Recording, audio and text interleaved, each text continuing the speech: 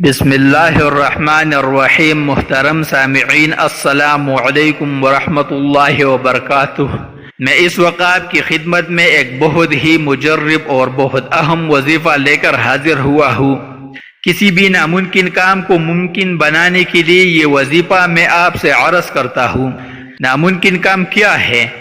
جس طرح کوئی آدمی بار بار امتحان دیتا ہے، ناکامی ہوتی ہے یا باہر جانے کے لیے کوشش کر رہا ہے، کوئی نہ کوئی رکاوٹ بن جاتی ہے، بندہ پریشان ہوتا ہے کہ میرے کاغذات بھی ٹھیک، انٹرویو بھی ٹھیک دیا، سارا معاملہ ٹھیک ہے، اور پھر بھی رکاوٹ بن جاتی ہے، پتہ ہی نہیں چلتا۔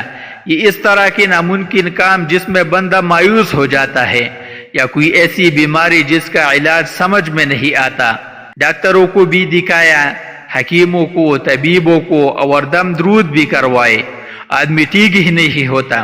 اس طرح کے ناممکن کام جس کی وجہ سے بندہ مایوس ہو جائے، اس کام کے لیے یہ بہت ہی اہم، بہت مجرب اور بہت کامیاب وظیفہ ہے۔ اس کے علاوہ ناممکن کام بہت سے ہیں، میں سارے تو نہیں گنوا سکتا یہاں۔ شادیوں میں رکاوٹ جس طرح ہو جاتی ہے، اور اکثر لوگ چیک کرواتے ہیں، کہتے ہیں بھائی یہ بندش کر دی گئی ہے۔ یہ سارے رکاوٹیں جو ہیں، ان کو توڑنے کے لیے، ان کو ختم کرنے کے لیے میں آپ سے ایک عظیم قسم کا وظیفہ شیئر کرنا چاہتا ہوں۔ یہ ایک اہم وظیفہ ہے، تھوڑا سا مشکل ضرور ہے، لیکن کسی کام کو بنانے کے لیے، کسی کام کو کرنے کے لیے تکلیف تو اٹھانی پڑتی ہے۔ اگر آپ کہیں ہم تکلیف بھی کوئی نہ کریں اور کام بھی ہو جائے تو یہ تو ناممکن سی بات ہے، مشقت ضرور کرنی پڑتی ہے۔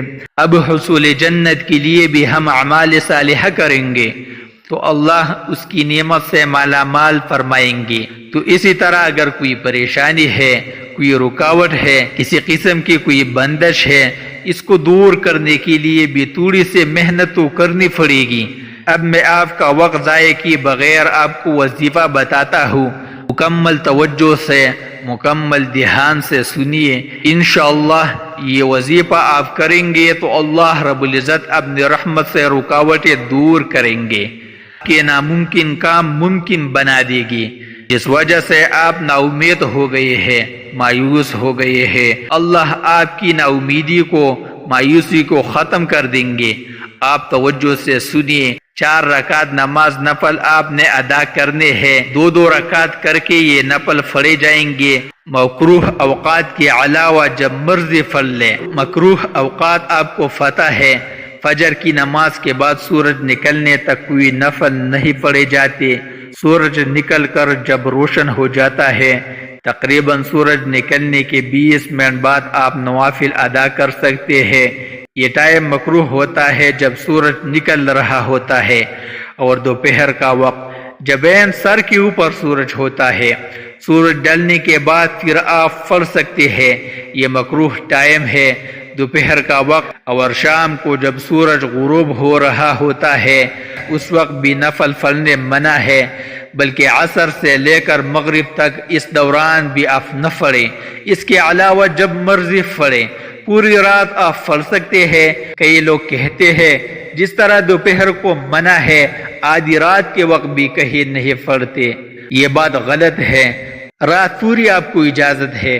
کئی لوگوں نے یہ مسئلہ پوچھا بھی ہے، آدھی رات کا ٹائم ہو گیا، نفل نہیں پڑھ سکتے۔ رات کی کوئی پابندی نہیں ہے، اللہ والے پوری رات عبادت میں گزارتے ہیں۔ تو یہ 3 ٹائم مکروہ ہے جو میں نے بتا دیے۔ اس کے علاوہ آپ جب چاہے پڑھ سکتے ہیں۔ اب آپ نے پڑھنے کس طرح ہے؟ 2 رکعت کر کے یہ نفل پڑھنے ہیں۔ پہلی رکعت میں سورہ فاتحہ کے بعد 41 مرتبہ سورہ اخلاص پڑھنی ہے، اور دوسری رکعت میں سورہ فاتحہ کے بعد 31 مرتبہ سورہ اخلاص پڑھنی ہے۔ اسی طرح 2 رکعت نماز پڑھ کے آپ سلام پھیر دیں، اور اس کے بعد فوراً ہی بغیر کوئی وقفہ کیے ہوئے 2 رکعت اور پڑھیں، اور پہلی رکعت میں سورہ فاتحہ کے بعد 21 مرتبہ سورہ اخلاص پڑھنی ہے۔ اور دوسری رکعت میں سورہ فاتحہ کے بعد 11 مرتبہ سورہ اخلاص پڑھنی ہے۔ اسی طرح 4 رکعت نماز نفل مکمل کرنے کے بعد 51 مرتبہ درود ابراہیم پڑھنا ہے، اور اس کے بعد آپ فوراً سجدے میں چلے جائیں۔ سجدے میں جا کر 100 مرتبہ یا اللہ پڑھیں، اور اس کے بعد آپ ہاتھ اٹھا کر اللہ کی بارگاہ میں دعا مانگے۔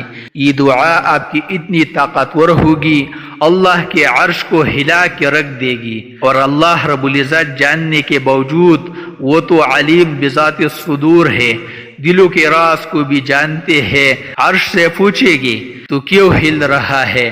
وہ کہے گا فلاں بندہ نے اسی طرح نوافل پڑھ کے بڑی عاجزی کے ساتھ، بڑی انصاری کے ساتھ دعا مانگی ہے، ابھی تک اس کی دعا قبول نہیں ہوئی۔ اللہ حکم دے گے اے عرش تو ٹھہر جا اور تو اس بات کا گواہ رہ، میں نے اس کی دعا کو قبول کر دیا۔ یہ کتنی طاقت والی چیز ہے، اور اللہ کو اس انداز سے مانگنا کتنا محبوب ہے۔ تو آپ کا بڑے سے بڑا اگر کوئی مسئلہ ہوگا، بڑی سے بڑی بھی کوئی رکاوٹ ہوگی، انشاءاللہ اس عمل کی برکت سے اللہ آپ کی اس عمل کو قبول کرتے ہوئے آپ کی حاجت کو اللہ پورا فرمائے گی۔ اب اس عمل کے لیے شرط یہ ہے کہ آپ نے جائز قسم کی دعا مانگنی ہے، جائز کاموں کے لیے یہ وظیفہ اور یہ عمل کرنا ہے۔ اگر آپ کسی ناجائز کام کے لیے یہ کریں گے تو اس کے آپ خود ذمہ دار ہوں گے، بجائے فائدے کے پھر نقصان بھی ہو سکتا ہے۔ ہاں جائز کام جو بھی ہو اس کے لیے آپ کریں، اللہ رب العزت اپنی رحمت سے آپ کی اس وظیفے کو، اس عمل کو شرف قبولیت سے نواز کر آپ کے معاملے کو حل کریں گے۔